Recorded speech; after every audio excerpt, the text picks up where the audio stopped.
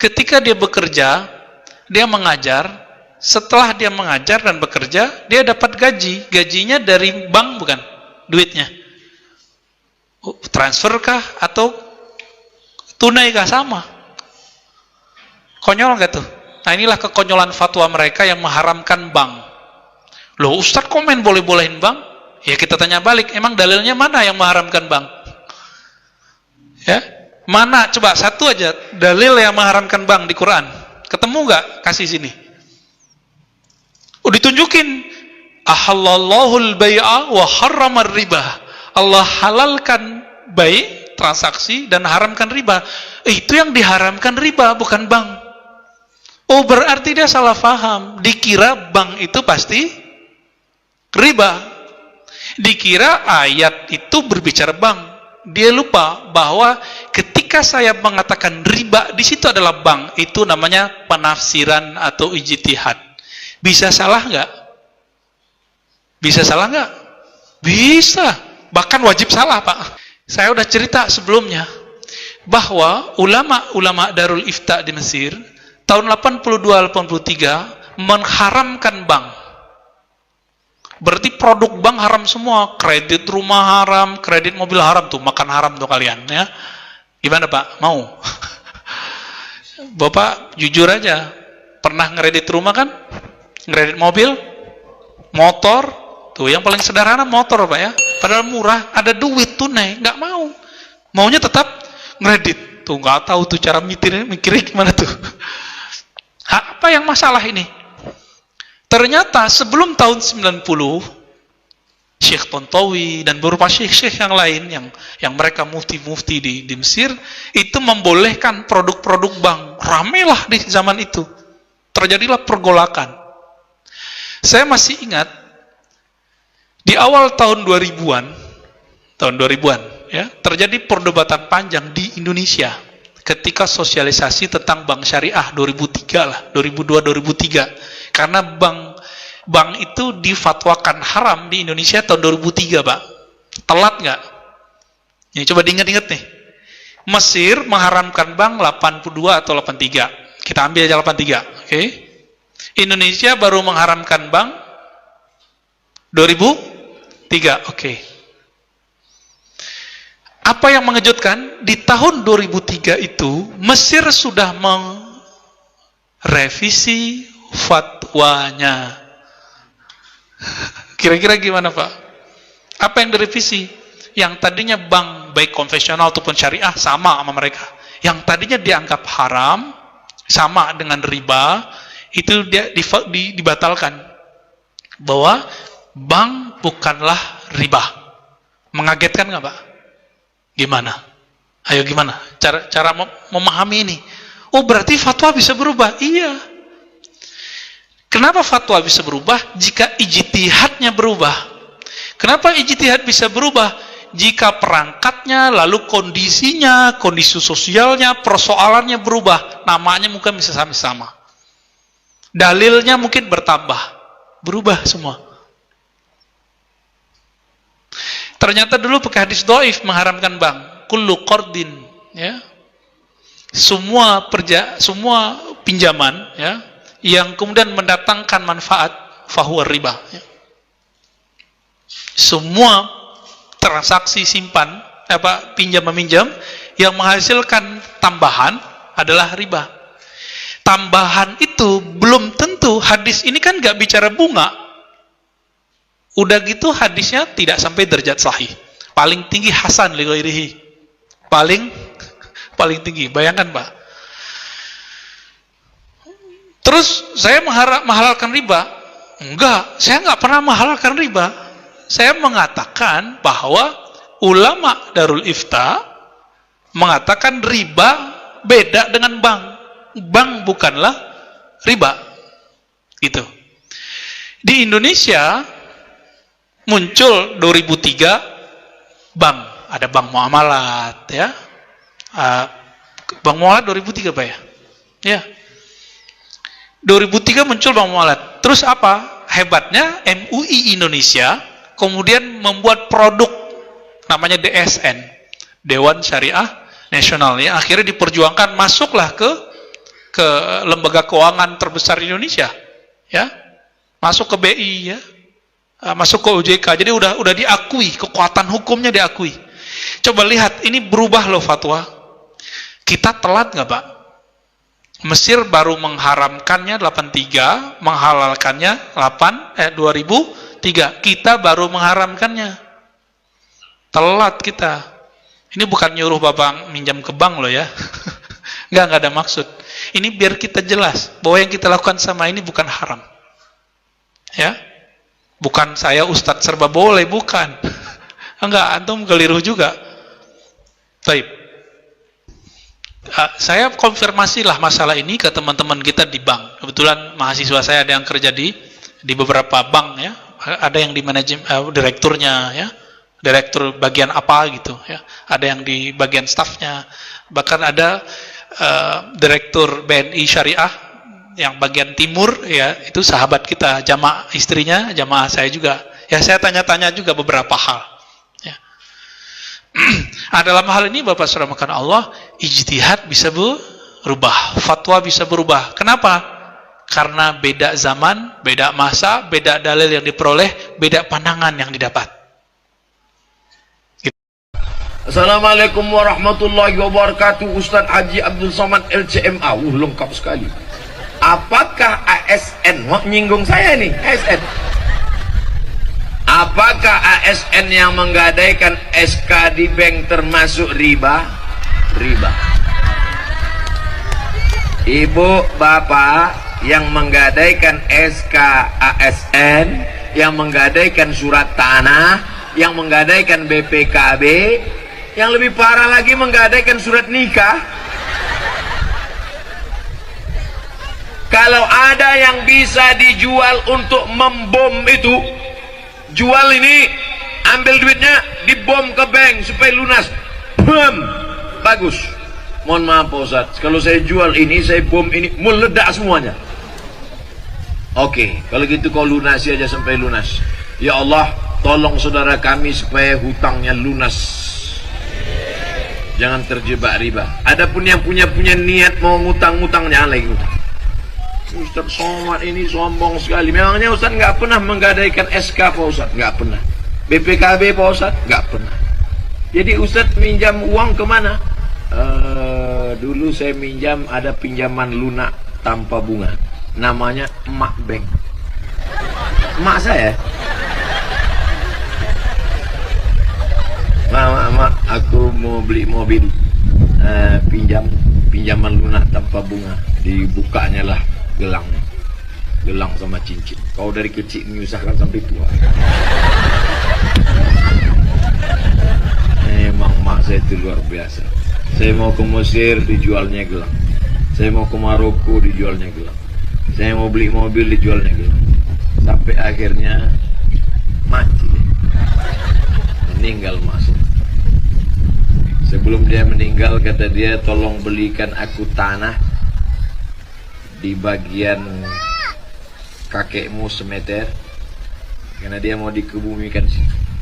Sekarang saya pergi, saya beli tanah itu 22 meter, habis itu ke belakang 60 meter, saya wakafkan semuanya untuk kuburan umat Islam. Mudah-mudahan dilapangkan Allah kubur masa. Tak pernah ada rasa puas kepada orang tua. Maka pesan saya, yang masih hidup emaknya, masih hidup ayahnya, pulang dari sini, kau belikan lontong sayur suatu. Yang masih hidup emaknya, pulang dari sini, suapkan makanannya, buatkan teh manis, hidupkan dia, peluk dia, cium tangannya. Karena nanti kalau dia sudah meninggal dunia, barulah kau terasa bekas tempat duduknya pun, kalau kau duduk di situ hilang rindu. Bekas tempat sholat sajadahnya pun, kalau kau bentang di tengah malam sholat, kau di situ hilang rindu. Bekas tempat dia berjalan dulu, tetangga sahabat kau jumpai orang itu, puas rindu. Tapi tak ada gunanya. Mumpung dia masih ada sekarang, kasih dia makanan paling dia suka, kasih dia duit. Jangan sampai dia datang ke rumahmu minjam duit 50.000. Nak, pinjam duit 50.000 nak. Apa kau katakan? Sebentar ya mak, kutanya biniku dulu. Oh, kau betul-betul persatuan anggota suami takut bini. Ibu pandai berkata, Katakan ibu kepada suami-suami ibu, aku milik suamiku, suamiku milik ibunya. Katakan. Ibu yang rela menghilangkan kasih sayangnya 50% untuk membiarkan ibu suamimu, maka ibu pun nanti akan dimuliakan oleh anak-anak ibu, insyaallah. Amin. Janganlah nangis. Kalau saya nangis, ibu nangis juga, nanti kita dikira orang nonton film India. Assalamualaikum warahmatullahi wabarakatuh. Ustaz Abu Somad, semoga Allah melimpahkan rahmatnya kepadamu Pak Ustaz. Lebih utama mana antara bayar pajak atau zakat mal? Bayar dua-duanya. Orang bijak taat pajak, yang nggak mau bayar pajak dipijak-pijak. Saya bayar pajak, dan alhamdulillah syukurnya di negara kesatuan Republik Indonesia, siapa yang bayar zakat maka pajaknya dikurangi, dengan syarat bayar zakatnya di Badan Amil Zakat Nasional. Ada surat keterangan stempelnya, nanti ditunjukkan di kantor pajak, maka pajaknya berkurang. Ustaz tahu dari mana? Jamaah. Assalamualaikum Ustaz Somad. Waalaikumsalam. Saya sedang berada di kantor pajak. Ini orang pajak ngembalikan pajak saya 2 juta. Kenapa? Karena saya dianggap sudah bayar zakat, maka pajak berkurang. Halalkah bagi saya? Halal. Bayar pajak, bayar zakat ke tempat resmi, minta resit dan keterangannya, ada stempelnya, maka pajak berkurang disebabkan zakat. Sudah diatur dalam undang-undang. Itu diperjuangkan oleh anggota dewan kita, DPR RI. Mudah-mudahan anggota-anggota dewan yang memperjuangkan ajaran Islam, mengeluarkan undang-undang, diberikan Allah mereka balasan berlipat ganda. Apakah zaman Nabi sudah ada pajak? Zaman Nabi tak ada pajak. STNK SIM pun tak ada. Tapi jangan ini jadi dalil. Jangan ini dijadikan dalil. Nanti razia. Mana STNK BPKB? Mana bukti bayar pajak? Mana SIM? Mohon maaf Pak Polisi, Nabi nggak punya SIM. SIM ini bid'ah. Wa kullu bid'atin dhalalah. Wa kullu dhalalatin fitnah. Zaman tahun 84 itu wong adol sapi 6, untuk kaji sapi 6 sampai 10. Saiki 30 juta mau butuh adol sapi papat. Artinya apa? Nilai uang itu gak terkendali. Mulane cara wong desa-desa, Gus kaji saiki luwih murah timbang dhisik. Ibu kula cerita zaman mbah kula haji niku entek sapi nganti 16. Terus era pesawat entek sapi 6 sampai 7. Sakniki 30 juta mau entek sapi pinten sekawan. Artinya misalnya uang tahun 80 diutang 7 juta. Sekarang 2010 kon nyaur 7 juta. Dia tetap tidak adil. Dia tetap nopo? Tidak adil. Mbok ya pakai krus, dan krus ini diakui oleh Islam. Gini ku kalau dalam masalah begitu disuruh pakai krus emas. Jadi uang 20 juta atau 2 juta itu saat itu mendapat emas berapa gram? Di krus nggak gini apa?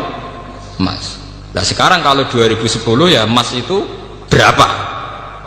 Sebab itu dalam ekonomi Islam, dalam fikih-fikih, fulus itu tidak pernah dihitung sebagai mata uang. Wa in rojat rawajan nukut, meskipun berlaku kayak uang emas, sing dihitung tetap nawa emas. Dan ternyata di bank-bank dunia sampai sekarang yang dihitung juga terus nawa emas. Lah coba dalam masalah kayak gini, terus kamu samakan dengan riba, dengan arti bungani kan beda sekali. Itu kan penyusutan faktor deflasi, faktor pengurangan nilai uang. Lho nggih to nggih. Misale sampean diutang tahun 80, diutang 2 juta. Tahun 2010 disaur 2,5 juta. Terus kowe ngukumi sing 500.000 riba, mergo nambahi. Jare sing ngutangi tambah apa cek rugi aku. 2 juta dhisik, 2 juta saiki, tengah saiki ku cek akeh 2 juta. Mbok arani riba gak trimo tenan lho. Kok mbok arani riba ku piye? Aku cek rugi kok mbok arani apa? Riba. Wong dhisik aku ngutangi kowe 2 juta wis adol sapi, saiki 2 juta untuk wedhus misalnya. Lah, barokah diskusi niki kula mboten nentokno hukum lho nggih. Ini ndak saya dalam konteks nentokno hukum mboten. Barokah diskusi akhirnya kiai-kiai ku roh masalah yang terjadi dalam sistem keuangan. Berarti benten Gus, ya benten. Akhirnya ono lahir kaul subhat ya Gus, ono subhat.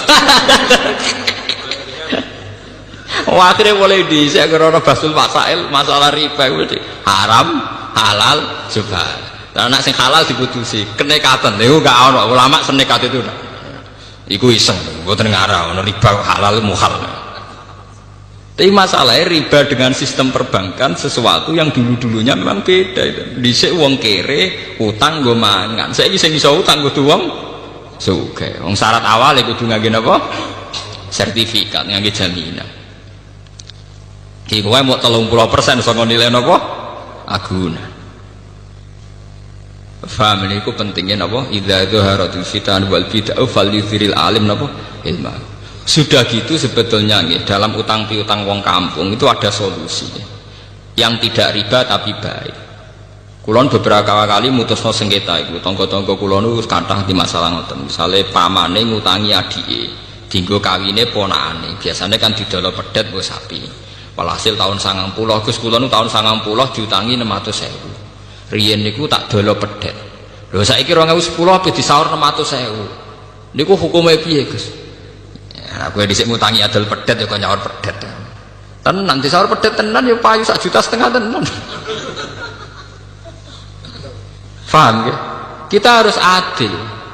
Itu tidak riba. Nggih kula kandhani. Misale termasuk riba, gelem ra gelem kudu jenengan ikhlasno. Piye wae kakake sampean iso ngutangi sampean niku barokah adol pedet. Dhuwit 600.000 wujude adol pedet. Saiki saur pedet nek kowe ora kuwatir. Dene yang ngakoni adik enggih Gus Riyen didol pedet. Ternyata disaur pedet dadi 1,5 juta nganti 2 juta. Toh jelas-jelas Nabi dawuh khiyarukum ahsanukum qada'an. Sing apik sing utang ku tau diri. Iku Nabi nate utang pedet disaur sapi. Nggih, Nabi nate utang pedet disaur napa? Sapi. Ketika sahabat tidak mau nerima, ya Rasulullah, yang saya pinjamkan ke jenengan itu pedet. Ora, aku wong apik. Nah apik ku nak nyaur diluwahi jarene. Aku wong apik, wong pilihan. Wong pilihan ku ning dinggon ya ngluwahi. Itu sono dawuh khiyarukum ahsanukum qada'an. Dadi kowe nak ngaramno riba nemen-nemen niku mendukung gerakan medhit. Ya Itu yang kita bahas pada pertemuan saat ini. Ada orang ingin berbuat baik, tapi dengan cara yang tidak baik, maka tidak akan membuahkan kebaikan. Kalau Anda menyekolahkan anak lalu Anda mengambil pinjaman dari yang diharamkan, yang ada ribanya, maka Anda ini, bukan Anda, jika ada seorang, saya tidak membuat contoh orang yang bersangkutan atau siapapun, anggap ada orang, Anda insya Allah wanita solehah, baik. Jika ada orang ingin berbuat baik atau nyekolahkan anaknya tapi dengan dana yang haram, pinjam dengan ada ribanya, maka pertama dia dosa di saat seperti itu. Lebih dari itu dia sombong dia. Seolah jadi dia tidak menggantungkan keberhasilan kepada Allah, tapi kepada sekolah yang ia pilih. Sehingga dia memaksakan harus sekolah di situ.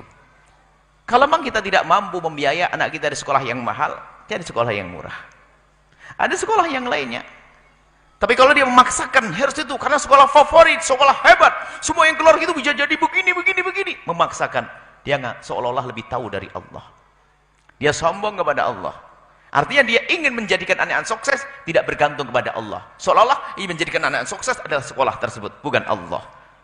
Sebenarnya keropos imannya dia. Maka kami ingatkan, kalau memang Anda nggak mampu nyekolahkan anak Anda sekolah di tempat sekolah yang mahal, menurut Anda mahal yang gampang sukses, ketahuilah yang memberi sukses adalah Allah.